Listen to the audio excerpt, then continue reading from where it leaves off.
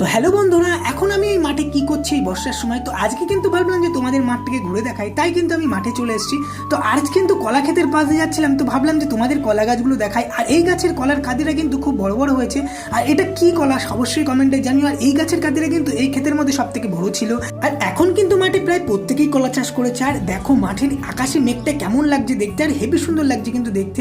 তারপরে কিন্তু আমি চলে এসেছিলাম কাকরোল খেতে। আর কাকরোলের ফুলগুলি কিন্তু সাদা সাদা হয় আর বেশ বড়ও হয়, আর মাঝখানে কিন্তু হলুদ হলুদ থাকে। আর এইভাবে কিন্তু কাকরোলের ফুল ছোঁয়াতে হয়, পাপড়িগুলো ছাড়িয়ে নিয়ে অন্য ফুলের উপর কিন্তু ফুলটাকে ছড়িয়ে দিতে হয়, নাহলে কিন্তু কাকরোলগুলো বেশ সোজা হয় না, বেঁকাচোরা হয়ে যায়। আর কাকরোলগুলো কিন্তু এমন দেখতে হয় সবুজ সবুজ আর বেশ ধারালো টাইপের। তারপরে কিন্তু এই কাকরোল খেতে কিন্তু খুব ভালো লাগে।